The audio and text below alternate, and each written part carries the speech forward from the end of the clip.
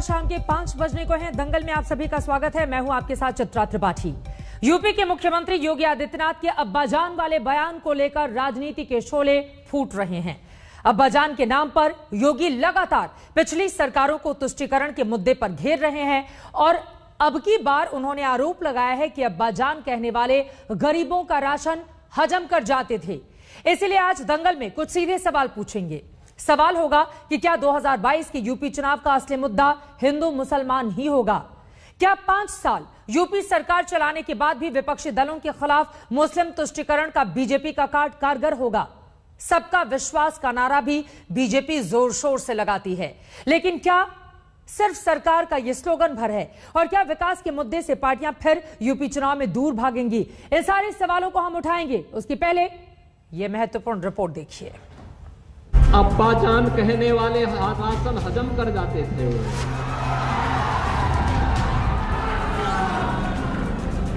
तब कुशीनगर का राशन नेपाल पहुंच जाता था, बांग्लादेश पहुंच जाता था, और आज कोई इन गरीबों का राशन निकलेगा तो राशन तो नहीं निकल पाएगा, लेकिन जेल जरूर चला जाएगा। अब्बाजान के तकिया कलाम को मुख्यमंत्री योगी आदित्यनाथ ने ऐसा पकड़ लिया है कि ये 2022 के यूपी चुनाव का स्टार्टर नजर आने लगा है। पहले इन गरीबों की नौकरी पर अब्बाजान कहने वाले डकैती डाल देते थे। योगी ने सबसे पहले पंचायत आज तक के कार्यक्रम में सियासी तर्कश से अब्बाजान शब्द निकालकर समाजवादी पार्टी के नेता अखिलेश यादव पर निशाना साधा था। अखिलेश यादव जी मंच पर थे, उन्होंने कहा कि कुछ चीजों का क्रेडिट ये सिर्फ सरकार लेती है। शिलान्यास हमने किए, काम हमने किए, उद्घाटन करने योगी जी पहुंच गए। देखिए, वो सच बोल रहे हैं कि हमने कहा था कि रामलला हम आएंगे, मंदिर वहीं बनाएंगे, ये हम ही ने कहा था। और हमने कितना सच किया है। आज जब अयोध्या में राम जन्मभूमि के भव्य मंदिर निर्माण का कार्य शुभारंभ हो चुका है, उनके अब्बाजान तो कहते थे कि हम परिंदा भी पर नहीं मारने देंगे। अब्बाजान के बहाने योगी पिछली सरकारों पर तुष्टीकरण का आरोप लगा रहे हैं, लेकिन एसपी, बीएसपी, कांग्रेस समेत विपक्षी दल योगी से उनके कामकाज का हिसाब मांग रहे हैं। मैं ये चैलेंज करके कहता हूं कि समाजवादी पार्टी की सरकार में सिर्फ एक चीज नहीं, सिर्फ राशन की बात नहीं है। चाहे राशन हो, चाहे लैपटॉप्स हो, चाहे डिस्ट्रीब्यूशन की बात हो, हर चीज में सबको बराबर का संभाग मिला है, सबको बराबर की हिस्सेदारी मिली है, सबको बराबर की ताकत मिली है। ये इस प्रकार की जो भाषा बोलकर लोगों के अंदर ये विभेद पैदा करना, ये उचित बात नहीं है। असली बात है विकास की। विकास में ये सरकार फेल हो गई है योगी जी की।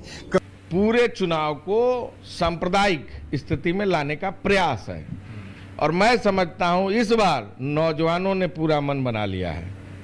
और मुख्यमंत्री से उनका सवाल है कि मुख्यमंत्री जी बताई ना, भर्तियां कहिया होई। यूपी में मुसलमानों के नए नेता बनने की कोशिश कर रहे एआईएमआईएम के नेता असदुद्दीन ओवैसी ने भी योगी को घेरा है। कैसा तुष्टीकरण? प्रदेश के मुसलमानों की साक्षरता दर सबसे कम है। मुस्लिम बच्चों का ड्रॉप आउट रेट सबसे ज्यादा है। मुस्लिम इलाकों में स्कूल कॉलेज नहीं खोले जाते। अल्पसंख्यकों के विकास के लिए केंद्र सरकार से बाबा की सरकार को 16,207 मिले थे। बाबा ने सिर्फ 1,06,02 लाख रुपए खर्च किए। 2017 से 18 में प्रधानमंत्री ग्रामीण आवास योजना के तहत मात्र 10 मुसलमानों को घर मिले। अब्बा के बहाने किसके वोटों का पुष्टिकरण हो रहा है बाबा? देश के 9 लाख बच्चे गंभीर तौर पर कुपोषित हैं, जिनमें से 4 लाख बच्चे सिर्फ उत्तर प्रदेश में हैं। 2017 के यूपी विधानसभा चुनाव में तुष्टीकरण मुद्दा बना था, जब शमशान कब्रिस्तान में भेदभाव को बीजेपी ने हवा दी थी। गांव में अगर कब्रिस्तान बनता है तो गांव में स्मशान भी बनना चाहिए। अगर रमजान में बिजली मिलती है तो दिवाली में भी बिजली मिलनी चाहिए। अगर होली पे बिजली मिलती है तो ईद पर भी बिजली मिलनी चाहिए। भेदभाव नहीं होना चाहिए। अब्बाजान पर राजनीति को गरमा रहे योगी राम मंदिर और 3 तलाक के बहाने भी वार कर रहे हैं। क्या राम भक्तों पर गोली चलाने वाले राम मंदिर बनाते? क्या गोली चलाने वाले और दंगा कराने वाले कश्मीर से धारा 370 को हटाते? तालिबान का समर्थन करने वाले क्या 3 तलाक को रोकते? 2022 का यूपी चुनाव अभी 6 महीने दूर है और राजनीति का ये अंदाज आने वाले दिनों का ट्रेलर दे रहा है। लखनऊ से समर्थ श्रीवास्तव के साथ आज तक ब्यूरो। राजनीति का ये ट्रेलर है, पिक्चर अभी बाकी है। 6 महीने बाकी हैं उत्तर प्रदेश के चुनाव में, लेकिन घमासान अभी से छिड़ा हुआ है। कई ऐसे मुद्दे हैं जिसको लेकर चर्चा की शुरुआत हम करेंगे। खास मेहमान जुड़ चुके हैं, उनका तारुफ आपसे करवा देती हूं। भारतीय जनता पार्टी के राष्ट्रीय प्रवक्ता गौरव भाटिया जी इस वक्त हमारे साथ जुड़ चुके हैं। समाजवादी पार्टी के प्रवक्ता अनुराग भदौरिया हमारे साथ मौजूद हैं। हमारे साथ वारिस पठान प्रवक्ता AIMIM के जुड़े हुए हैं। सुप्रिया श्रीनेत प्रवक्ता कांग्रेस पार्टी की जुड़ चुकी हैं। विशाल मिश्रा RSS के जानकार भी इस वक्त हमारे साथ मौजूद हैं और थोड़ी ही देर में हमारे साथ मौजूद होंगे MS खान जो कि BSP के प्रवक्ता हैं। लेकिन शुरुआत गौरव भाटिया जी आपसे ही करते हुए, अपने आप में काफी महत्वपूर्ण है। 2017 में हम सब ने देखा था शमशान कब्रिस्तान वाला नारा देकर बीजेपी सत्ता में आ गई। इस बार अब्बा जान दिलाएगा वोट भारतीय जनता पार्टी को? देखिए चित्रा जी, ये बात बिल्कुल स्पष्ट है कि उत्तर प्रदेश में भारतीय जनता पार्टी की सरकार बनेगी और पिछली बार से ज्यादा सीटों से बनेगी। और उसकी बहुत बड़ी वजह तो जो विकास हुआ है उत्तर प्रदेश में वो है। दूसरा, समाजवादी पार्टी में गुंडा राज हुआ करता था और अब वो गुंडा राज समाप्त हुआ है। गुंडे थर थर कांपते हैं क्योंकि आज कानून का राज है। तीसरी बात जो सबसे ज्यादा महत्वपूर्ण है कि हम सब जानते हैं किस तरह से देखा गया कि तुष्टीकरण और सांप्रदायिक राजनीति होती थी। और जब अब्बू जान कहा जाए और अब्बा जान कहा जाए तो इसका एक बड़ा महत्वपूर्ण संदर्भ है। आप सुन पा रहे हैं? बिल्कुल, मैं आपकी आवाज तो सुन पा रही हूँ, आपका वीडियो नहीं आ रहा है। उसको तुरंत दुरुस्त करवाते हुए मैं फौरन आपके पास आऊंगी। जो मेहमान हमारे साथ जुड़ चुके हैं प्लीज आप उनको स्क्रीन पर दिखाइए, क्योंकि अपने आप में अब्बा जान कहने वाले कहना योगी आदित्यनाथ का, मुख्यमंत्री का इस तरह का बयान अपने आप में काफी महत्वपूर्ण हो जाता है। और एक बार फिर से गौरव भाटिया जी, चूंकि सीधा से सवाल, जब आपको 5 सालों के कामकाज का हिसाब देने का वक्त आया तो विपक्ष पूछ रहा है अब्बा जान कहने की क्या जरूरत है? चित्रा जी, आप अगर मुझे सुन पा रही हो, बिल्कुल आपकी आवाज मिल रही है गौरव जी। आपको एक संदर्भ याद दिलाता हूं। फूड एंड सिविल सप्लाई मंत्री सपा की सरकार में कौन थे आपको याद है? राजा भैया। एक PDS का स्कैम हुआ था। 100 करोड़ से ज्यादा जो गरीबों के लिए अन्न था वो इधर उधर बेच दिया गया, वो नेपाल पहुंच गया था। उच्च न्यायालय ने CBI जांच के आदेश दिए। सर्वोच्च न्यायालय आई सपा सरकार और सर्वोच्च न्यायालय ने कहा कि आपने गरीबों का अन्न लूटा है, जांच होनी चाहिए। क्या आप नहीं मानती हैं कि यह बात बिल्कुल सच है कि जो लोग गरीबों का अनाज लूट रहे थे उनको सत्ता में होने का कोई हक नहीं है? इस संदर्भ में जब कहा जाता है कि जो लोग अपने आप को मौलाना मुलायम बुलाते हैं, जो लोग अपने आप को अब्बू जान बुलाते थे, आज उनको अब्बू जान से नफरत हो गई क्योंकि जय श्री राम सच बोल रहे हैं। और दूसरी बात मैं बता दूं, इसके बाद मैं अंत कर दूंगा। एक आपने कब्रिस्तान और शमशान का मुद्दा उठाया। ये तथ्य जो मैं रखने जा रहा हूं बड़े अहम है। देखिए किस तरह से सांप्रदायिक राजनीति होती थी। 2012 में उनकी बात खत्म हो जाए अनुराग, मैं आ रही हूँ आपके पास। गौरव जी की बात खत्म हो जाए अनुराग जी, मैं फौरन लौट रही हूँ आपके पास जल्दी से। गौरव भाटिया जी, तो मैं बताने लगा कि भाई वो एक काम तो गिना दे। ठीक है, एक बार सुन लीजिए गौरव जी, अपनी बात खत्म कीजिए जल्दी से।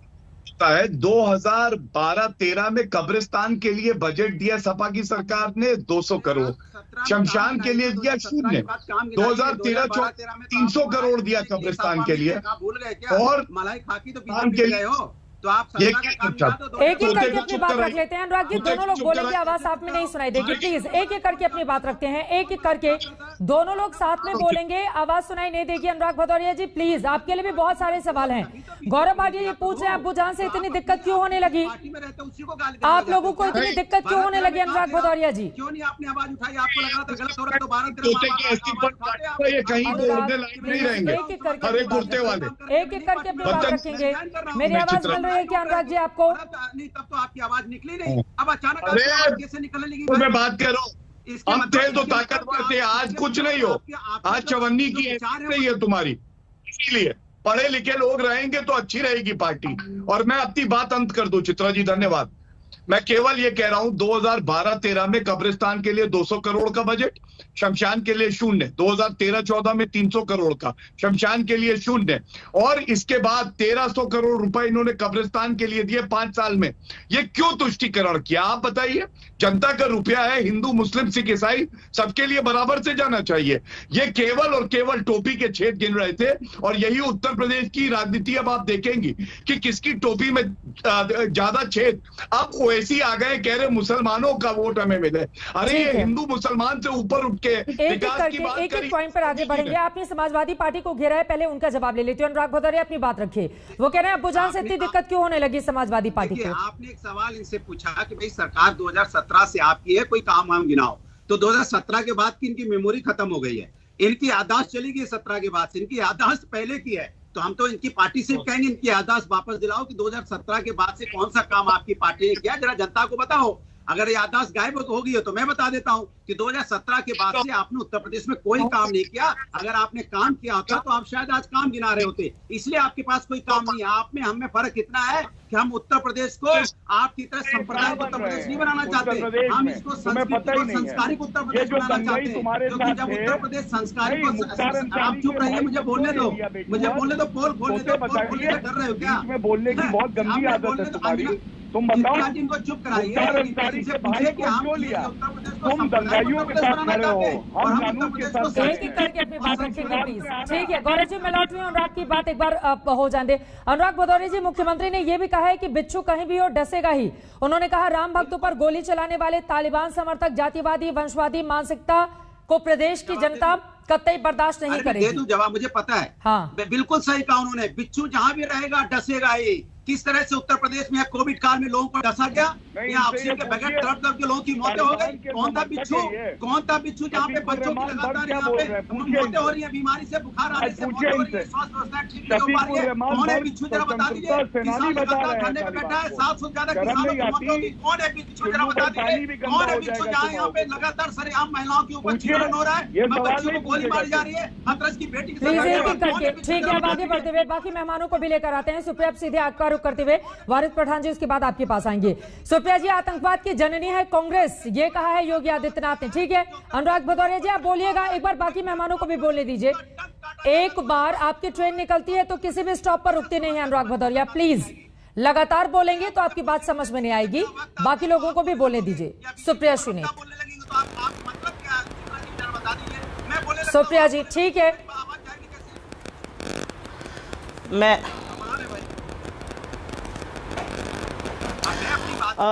चित्रा जी, सबसे पहले तो मैं एक ही लाइन में ये कहना चाहती हूं कि एक चुने हुए मुख्यमंत्री पद की गरिमा रखना उस मुख्यमंत्री का काम होता है। जिस तरह की भाषा योगी आदित्यनाथ बोल रहे हैं, वो उत्तर प्रदेश के मुख्यमंत्री है, क्या वो ये भूल गए कितनी सस्ती घटिया भाषा का वो प्रयोग कर रहे हैं? पहली बात। दूसरी बात मैं कहना चाहती हूं, क्या माँ बाप को हम लोग छोड़ सकते हैं इस गंदी घिनौनी राजनीति से? क्या अब्बाजान गाली हो गया है उत्तर प्रदेश में?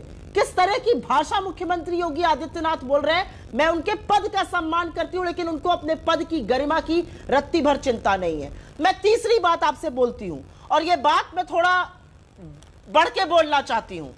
आप विज्ञापन भी उधार कर लेकर आते हैं, आपको पुल और फैक्ट्री भी उधार की लाकर लगानी पड़ती है। कलकत्ते का आप सड़क लगा देते हैं और अमेरिका की फैक्ट्री लगा देते हैं।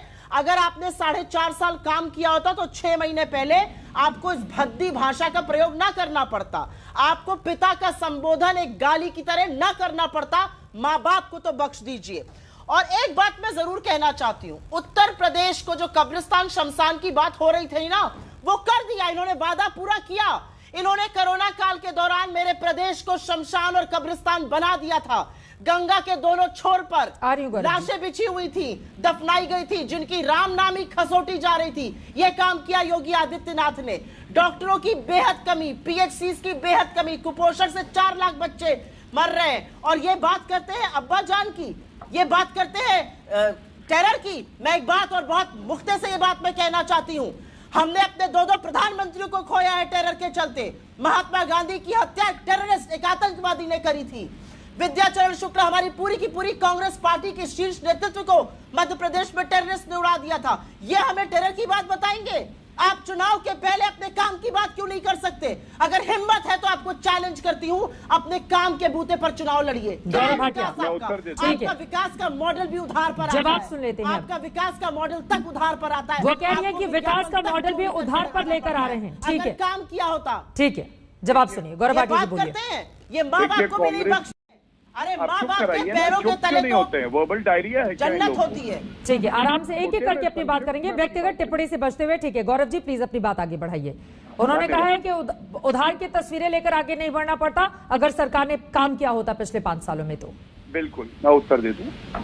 देखिए, कांग्रेस की प्रवक्ता ने जितने यहाँ वाक्य बोले हैं ना, मेरे ख्याल से 4 या 5 वाक्य बोले, उतनी तो सीटें भी नहीं आएंगी इनकी उत्तर प्रदेश में।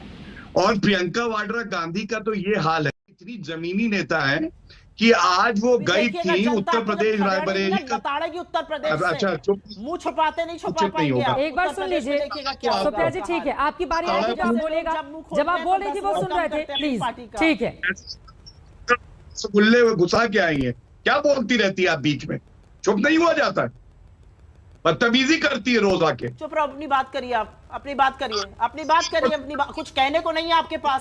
विज्ञापन तक ला रहे हो उधार के, आप क्या बोलिएगा अगर यहाँ पे उत्तर प्रदेश। ठीक है, अपनी बात रखते हुए। ठीक है सुप्रिया जी, आपकी बात पूरी हो गई। गौरव भाटिया जी को बोलने देते हैं, बाकी लोग भी इंतजार कर रहे हैं। 3 लोगों का अब तक नंबर नहीं आ पाए हैं। गौरव भाटिया जी जवाब दीजिए उनके सवाल पर। ठीक है, ठीक है, सब लोग एक दूसरे पर कोई भी व्यक्तिगत टिप्पणी नहीं करेगा। सभी से गुजारिश है प्लीज। शब्दों का ठीक है सुप्रिया जी, हो गई आपकी बात। अब सुनिए, मर्यादित होगा तो जवाब सुन लीजिए। गौरव भाटिया जी आपके सामने कह रही हूँ। गौरव भाटिया जी मर्यादित भाषा में जवाब। चित्रा जी, मैं 1-2 बिंदु बोल दूं। सबसे पहले जितने वाक्य इन्होंने आज इस चर्चा में बोले हैं ना, 4 या 5 उतनी सीटें नहीं आएंगी इनकी उत्तर प्रदेश में।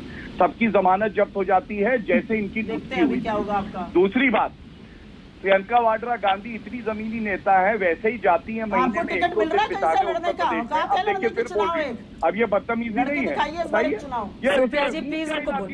स्प्रिंग लगा है क्या गर्दन में? क्या हिलाती रहती हो भाई मुंह? बदतमीजी करती हो रोज आके। चुपचाप बैठो, से बात करो। चित्रा जी, अगर आपकी प्रेजेंस में ये बदतमीजी करेंगे तो मैं सुनूंगी नहीं। ये तो आप जानती है मेरे बारे में। आपकी प्रेजेंस में ये किन शब्दों का प्रयोग कर रहे हैं, किस तरह से बदतमीजी से बात करते हैं, बदतमीजी से बात करें। अरे उधार के विज्ञापन से विकास की बात करते हो, तुम्हारी औकात तो ये है उत्तर प्रदेश में। उधार के विज्ञापन से विकास की बात करने आए हो। कलकत्ते का सड़क ले आए हो, अमेरिका की फैक्ट्री ले आए हो, विकास दिखा रहे उत्तर प्रदेश का। वाह भाई, मुझे लगता है कि डिबेट में हम लौटते हैं जिस मुद्दे पर हम। एक सेकंड प्लीज, आप दोनों से एक गुजारिश है। ये व्यक्तिगत टिप्पणी में उत्तर प्रदेश जैसा बड़ा राज्य है, वहां पर इलेक्शन होने जा रहे हैं, मुद्दों को हम गॉड बना देते हैं। व्यक्तिगत टिप्पणी से आगे भी जहां है, मुझे लगता है कि कम से कम 1 सेकंड दोनों ही लोगों के लिए, दोनों ही लोगों से मैं ये कई बार गुजारिश कर चुकी हूँ, लेकिन घूम फिर कर आप लोग उसी पर आ जाते हैं और आप लोग बाकी मेहमानों का भी समय जाया कर रहे हैं। Please Supriya ji 1 second. गौरव भाटिया, आपने चूंकि सवाल पूछे हैं उनका जवाब सुन लीजिए, फिर बाकी मेहमानों के पास में जाऊंगी प्लीज। मैंने कोई व्यक्तिगत टिप्पणी नहीं करी है, ये लगातार व्यक्तिगत टिप्पणी कर रहे हैं। आप दोनों लोगों को क्यों बोल रही है? व्यक्तिगत टिप्पणी कौन कर रहा है, ये जनता सुन रही है। इसमें बाहर निकलते हुए बारिश पठान जी अपने सीधे आपके पास आते हुए सभी लोगों का ऑडियो डाउन कीजिए प्लीज। अगर मेरी बात आप नहीं मानेंगे तो मुझे यही करना पड़ेगा। प्लीज, यहाँ पर व्यक्तिगत टिप्पणी करने के लिए एक दूसरे क्या हो रहा है या फिर मुद्दों पर अपनी पार्टी का पक्ष रखने के लिए बुलाया गया है। कम से कम आप लोग इतने सीनियर हैं, इतनी तो समझ होनी ही चाहिए। सीधे वारिस पठान जी आपका पक्ष लेते हुए, अब्बा जान तो वो किसी और को कह रहे हैं, आप लोगों को इतनी दिक्कत क्यों हो रही है? वारिस पठान, देखिए, अब्बाजान तो सिर्फ बहाना है, तुष्टीकरण निशाना है। योगी जी उत्तर प्रदेश के चीफ मिनिस्टर है, संविधान की शपथ लेकर उत्तर प्रदेश के मुख्यमंत्री बने और इस तरह की भाषा का इस्तेमाल करना उनको शोभा नहीं देता, उनको माफी मांगना चाहिए। अब ये शमशान, कब्रस्तान, अब्बाजान ये सब आएगा क्योंकि 5 साल अगर काम किया होता तो इस तरह की नौबत नहीं आती ये सब अल्फाज इस्तेमाल करने की। 5 साल कुछ काम नहीं किया तो दूसरों राज्यों के फोटो दिखा रहे हैं कि ये योगी जी ने काम किया है। योगी जी टोटल फेल हो चुके हैं एज सीएम। अब किसका तुष्टीकरण हुआ बताइए मुझे? आज मुसलमानों का ड्रॉप आउट रेट तो हाईएस्ट है वहां पर। आज अगर मुसलमानों का एरिया देखोगे तो स्कूल और कॉलेजेस वहां पे है ही नहीं।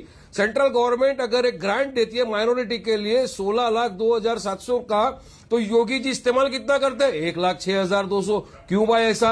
अब 2017-18 के अंदर जो प्रधानमंत्री रूरल आवास योजना आई थी उसमें आपको जानकर हैरानी होगी चित्रा जी, 7.5 लाख घर दिए गए। टोटल 7.5 लाख घर दिए गए और मुसलमानों को कितने घर दिए गए टोटल? उसमें सिर्फ 10। तो ये किसका हो रहा था तुष्टीकरण, और कौन तुष्टीकरण की राजनीति कर रहा है? तो डेवलपमेंट और विकास का काम कब करेगा योगी? उनके पास कोई मुद्दे बचे नहीं। अभी अगर आपके मैं चैनल पे पूछ लूं, हिंदुओं में गौरव भाटिया को 10 सेकंड, क्या आप ये चाह रहे थे इस तरह से घर का बंटवारा किया जाता? नहीं, घर तो मिलना चाहिए था कि नहीं? क्यों अब जब योगी बोल रहे हैं सबका साथ, सबका विकास, सबका विश्वास, तो कैसा विश्वास हासिल करेंगे आप? मोदी खुद बोलते हैं सबका साथ, सबका विकास, सबका विश्वास, और यहाँ पे योगी के राज के अंदर क्या हो रहा है? कानपुर की घटना आपने देखा है ना, कैसा इस तरह मुसलमान रिक्शा वाले को उसकी 8 साल की बच्ची के सामने मारा जाता है। जय श्री राम बोलो नहीं तो मारेंगे। तो क्या इसी तरह से राज्य आगे बढ़ेगा? इसी तरह से माइनॉरिटी के लिए आप कुछ कर लेंगे? कुछ नहीं किया आपने। और इनके लोग जो पकड़ाते हैं, एक दिन में निकल आते हैं बेल पे। कितने मुसलमान लोग जेल के अंदर बेकसूर कैदों में बंद है? बताइए आंकड़े आपके पास है, हाईएस्ट। क्यों ऐसा कर रहे हैं योगी जी? और आपको शमशान वो कह रहे हैं कि दरअसल चुन-चुनकर मुस्लिमों को निशाना बनाया जाता है। की पॉलिटिक्स चालू है, ठीक है, टोटल पोलराइजेशन की पॉलिटिक्स योगी जी कर रहे हैं। ध्रुवीकरण की राजनीति के जरिए अब जीत हासिल करने की कवायद है क्या बीजेपी की? देखिए चित्रा, की पार्टी के मुखिया ने कहा था कि ये देश के राजनीतिक संसाधनों का पहला हक मुसलमानों का है। तो कहते हैं कि अगर मुख्यमंत्री ऐसा बोलता है तो मुझे शोभा नहीं देता। मैं ये पूछना चाहता हूं कि क्या अब्बाजान असंसदीय भाषा का शब्द है? आज तो माननीय मुख्यमंत्री जी ने उसी बात को रिपीट किया है। तो या तो फिर आप कांग्रेस के स्टैंड को पहले डिनाई करिए कि हाँ जो भी कहा गया था गलत कहा गया था। दूसरी बात, 370 पर पूरे 370 का विरोध किया, CAA पर खुलकर समर्थन किया, 26/11 के आतंकवादी हमले को RSS की साजिश बताया गया। क्या ये तुष्टीकरण नहीं था तो और क्या था? तुष्टीकरण के नाते ही तो कश्मीर से लाखों हिंदुओं का सफाया कर दिया गया। और रही बात समाजवादी पार्टी, तो MY गठजोड़ का नारा किसने दिया था? घोषणा पत्र में जो है मुस्लिमों को आरक्षण देने की बात किसने की थी? जरा इनसे पूछिएगा। और रही बात वारिस पठान जी से, इनकी तो पार्टी का नाम ही AIMIM है। इनसे पूछे पार्टी का जो फुल फॉर्म है उसका अर्थ क्या है? ये किसके हितों की बात करते हैं? क्या ये वही तो पार्टी है जो 1927 में बनी थी? और सुनिए आप ही के पार्टी के नेता ने कहा था कि 10 मिनट के लिए पुलिस हटा ली जाए तो मैं 100 करोड़ हिंदुओं को दिखा दूंगा। ऐसा बयान देने वाले कहते हैं कि तुष्टीकरण की राजनीति हो रही है। 10 मिनट के लिए पुलिस हटा ली जाए तो 100 करोड़ हिंदुओं को बताने वाले कहते हैं कि तुष्टीकरण की बात की जा रही है। चित्रा जी पहले तो आप ये क्लैरिफाई कर दीजिए कि ये शख्स जो यहाँ बैठे हैं ये पॉलिटिकल एनालिस्ट है या भाजपा के प्रवक्ता है? राजनीति के एजेंडा को बदल दिया है। अब न जाति की बात होती है, न वंश की बात होती है, न परिवार की बात होती है, और न तुष्टीकरण की बात होती है। और बात होती है तो विकास की बात होती है, सबके विकास की बात होती है, सबके विकास की बात होती है। और अब कहीं पे आप आ गए शमशान कब्रिस्तान अपनी बात रखेंगे प्लीज। दोनों लोग साथ में बोलेंगे, समझ में नहीं आ पाएगा। एमएच खान साहब बहुत देर से इंतजार कर रहे हैं। एमएच खान साहब मैं फौरन आपके पास लौटूंगी, लेकिन अपने आप में बड़ा सवाल है। बीजेपी को लेकर बार बार विपक्षी दल ये कह रहे हैं कि दरअसल 5 सालों में कोई कामकाज नहीं हुआ, इस वजह से बार बार अब्बाजान की याद आ रही है और उस बयान को लेकर बीजेपी चर्चा में बनी हुई है। लेकिन इन सब के बीच विपक्ष को लेकर भी बहुत सारे सवाल हैं। इन सब के बीच आपको बता दें, प्रियंका गांधी वाड्रा यूपी दौरे पर थी, लेकिन बीच में ये दौरा खत्म करके उनको दिल्ली वापस लौटना पड़ा है। तो इस तरीके से विपक्ष आखिर कैसे लड़ेगा बीजेपी से, यहीं से चर्चा में आगे बढ़ेंगे। यूपी चुनाव में बहुत कम वक्त बाकी रह गए हैं, ऐसे में बार बार अब्बाजान की जिस तरह से एंट्री हो रही है, बहुत सारे सवालों को उसने जन्म दे दिया है, जिसको लेकर लगातार चर्चा में हम आगे बढ़े। एक बार फिर से गौरव भाटिया जी आपके पास आते हुए, एमएच खान साहब उसके बाद में फौरन आपसे जवाब लूंगी। गौरव भाटिया जी, ये सवाल तो अहम है ना, जब आपको 5 सालों के कामकाज का आज की तारीख में हिसाब देना चाहिए और आप सबका साथ, सबका विश्वास, सबके विकास की बात करते हैं, तो बार बार एक वर्ग पर इस तरह से निशाना साधना क्या जायज है? गौरव भाटिया जी, बीच में कोई बोले, बीच में बोला था, बातें जरूर कहूंगा कि हमें साथ दे क्या और आप ये भी मानेगी, माना होता है कि क्या ये सही नहीं है? 2 पंचायत में 67 सीटें भारतीय जनता पार्टी, 2019 के चुनाव में भारतीय जनता पार्टी और हमारे जो गठबंधन दल है उनकी आई, 2017 में 312 आई, और इसके साथ आप बताइए जो अराजकता गुंडा राज सपा में चल रहा था वो बंद हुआ, दंगे नहीं हुए, ये भी सत्य है। शौचालय 2 करोड़ 61 लाख बनाए भारतीय जनता पार्टी ने उत्तर प्रदेश में, किसानों को 2.42 करोड़, 2 करोड़ 82 लाख ऐसे 42 लाख ऐसे किसान हैं जिनको प्रधानमंत्री किसान सम्मान निधि मिली, गन्ना किसानों का बकाया वरुण दिया गांधी गया। को चिट्ठी क्यों लिखनी पड़ रही है किसानों के मुद्दे पर मुख्यमंत्री को?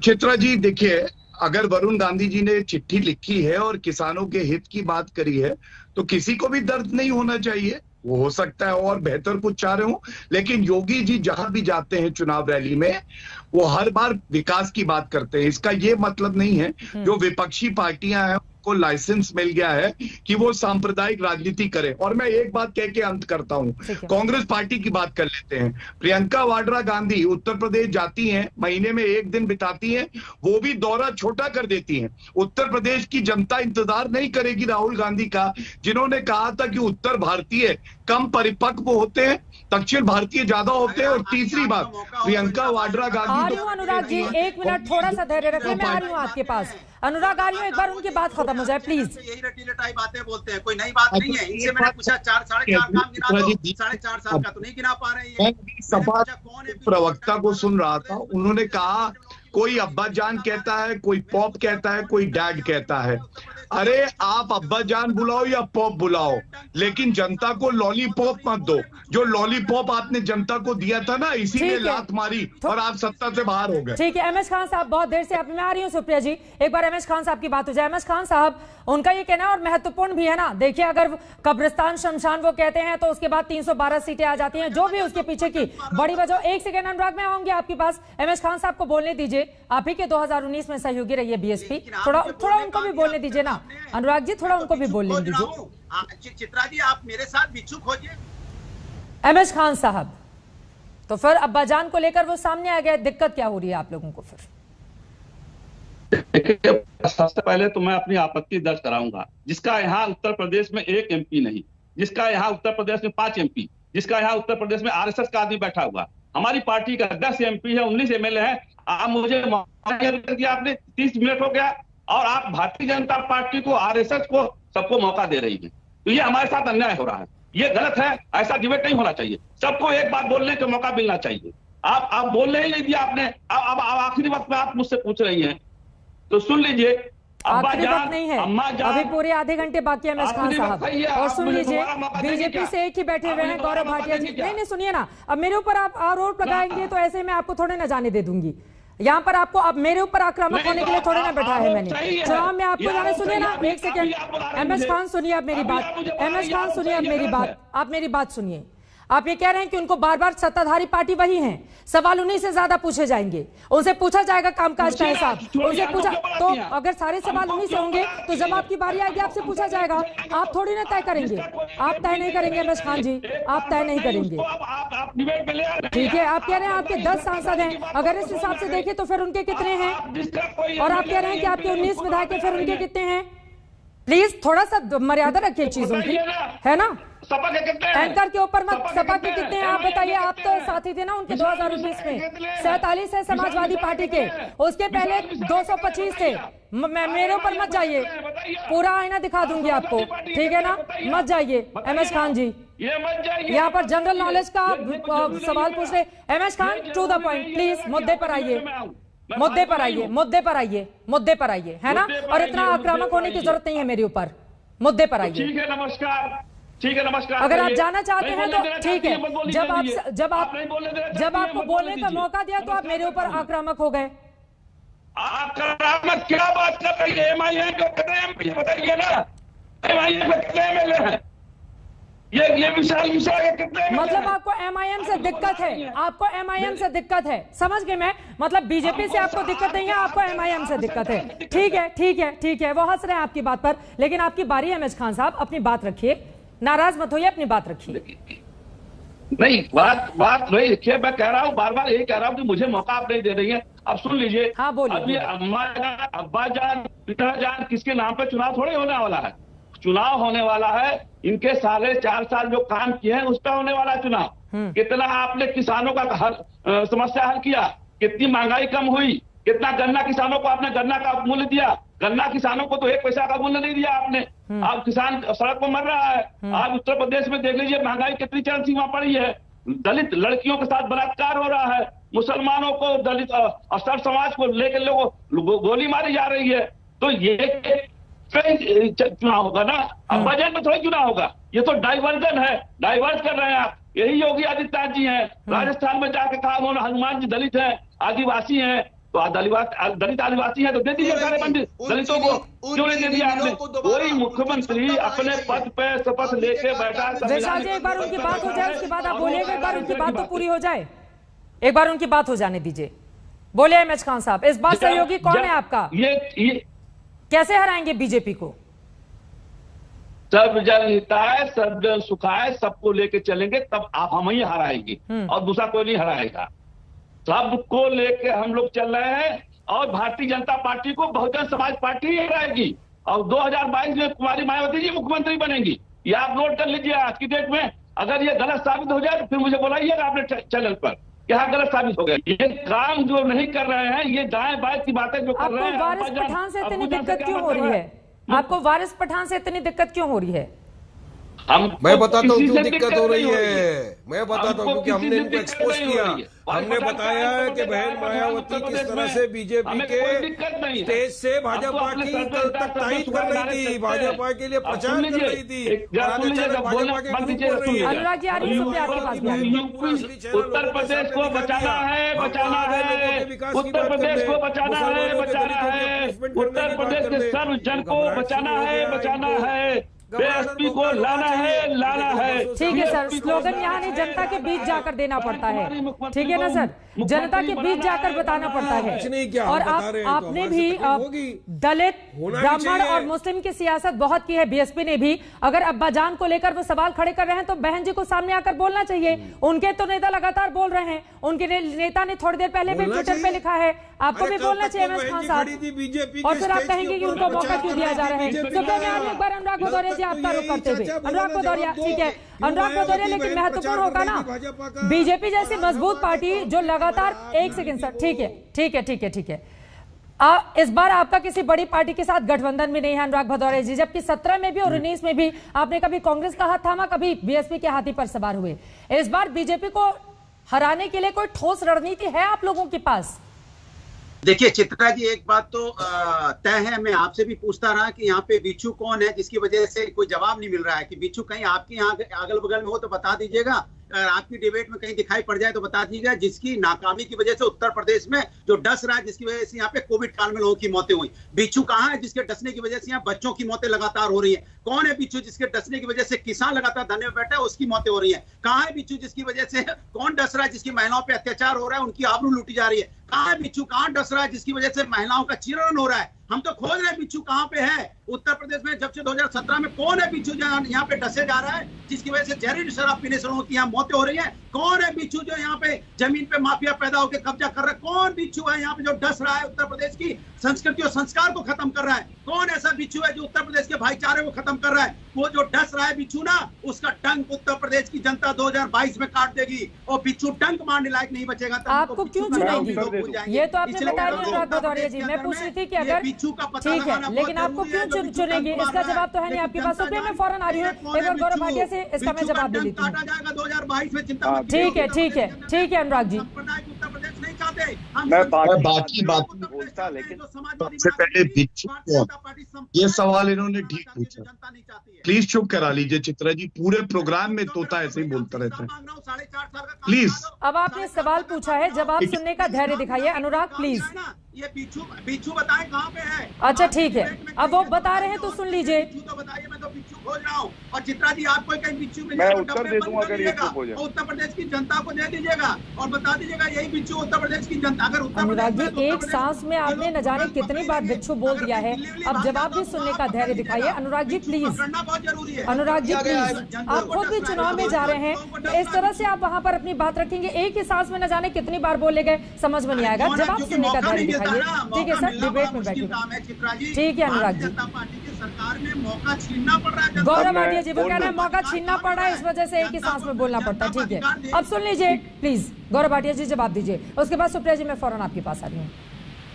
चित्रा जी, सपा वाले जाने या ना जाने, उत्तर प्रदेश की जनता जानती है बिच्छू कौन। और ये बिच्छू अक्सर टूटी फूटी साइकिल पे बैठा दिखता है। अपने अब्बा जान को ही डस लिया था, अपने चचा जान को भी डस लिया था, और उसके बाद अंसारी के भाई को लाया और पार्टी ज्वाइन कराई कि जनता को डसेंगे। ये बिच्छू वही है, ये बिच्छू वो है जिसने मुजफ्फरनगर दंगों में जो पीड़ित परिवार थे उनका दर्द देख के उसके बाद मुआवजा दिया। ये बिच्छू वो है जिसने जियाउल जो डेप्यूटी एसपी था सीबीआई उसको डंक मार के मार दिया। ये बिच्छू सपा का वो है जिसने दुर्गा शक्ति नागपाल को इसलिए हटा दिया क्योंकि वो ईमानदार अफसर थी और खनन माफियाओं पे कार्रवाई कर रही थी। तो बिच्छू कौन ये सब जानते हैं, लेकिन एक बात बिल्कुल स्पष्ट कर दूं, योगी जी का राज है, कोई गुंडा ऐसा नहीं है जो बचेगा। कानून तोड़ोगे तो जेल की सलाखों के पीछे जाओगे। और बसपा के प्रवक्ता पे एक आपत्ति दर्ज कर दूं, उन्होंने कहा दलित लड़कियों के साथ बलात्कार हो रहा है। बलात्कार अगर होता है ना, सबकी आंख में आंसू होते हैं, दिल में छेद हो जाता है। इसमें दलित बच्ची या स्वर्ण वर्ग की बच्ची, इसमें क्या फर्क है? बच्ची तो समाज की बच्ची है। और उसमें भी अगर ये लोग जात पात और धर्म ढूंढ लेंगे तो ये इनकी संकुचित और कुंठित सोच आपके चैनल पे प्रदर्शित कर। ठीक है, आगे बढ़ते हुए सुप्रिया जी, अब आपको लेकर डिबेट में मैं आना चाहूंगी, क्योंकि गौरव भाटिया ने पहले ही सवाल के जवाब में प्रियंका गांधी के दौरे को लेकर भी सवाल उठाए थे। ये तो महत्वपूर्ण है ना। ठीक है, एक बार अनुराग भदौरिया जी, वक्त मेरे पास बहुत कम है, एक बार बाकी लोगों को भी बोलने देते हैं, सुप्रिया श्रीनेक की बात हो जाए। सुप्रिया जी, महत्वपूर्ण है ना, बीजेपी जैसी मजबूत पार्टी 325 सीटें एनडीए ने जीती थी और आप साइकिल पर सवार होकर भी सिर्फ 7 सीटें ही 2017 में लेकर आई थी कांग्रेस। फिर कैसे हराएंगी अगर इस स्लो रफ्तार से कांग्रेस पार्टी यूपी में आगे बढ़ती रही तो? हम नहीं हराएंगे बीजेपी को जनता लताड़ेगी और ऐसा हराएगी कि यह हार इनको प्रभावित करेगी आने वाले चुनावों में आगे भी।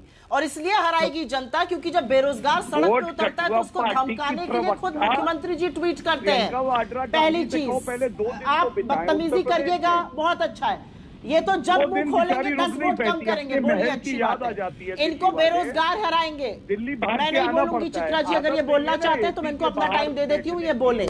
अगर आप इसकी एंकर है तो चुप कराइए इनको। आप इस शो की एंकर है या अभी नहीं है शो की एंकर? आप क्या कर रही थी? मैं फिर बोलूंगी, इसको बेरोजगार, इस सरकार को बेरोजगार हराएगा जिसको ये धमकाते हैं। गौरव जी, एक बार बात पूरी हो जाए प्लीज, एक बार सुप्रिया को बोलने दीजिए प्लीज। गौरव भाटिया जी, आप जब बोल रहे थे वो चुप थी, प्लीज उनकी बात हो जाने दीजिए। नहीं, वो बोल रही थी प्लीज, अब उनको उन्हीं की दवाई दे रहा हूँ मैं। ठीक है गौरव जी, ठीक है, वक्त कम है, सुप्रिया जी अपनी बात चलिए बोल लें वो तब भी।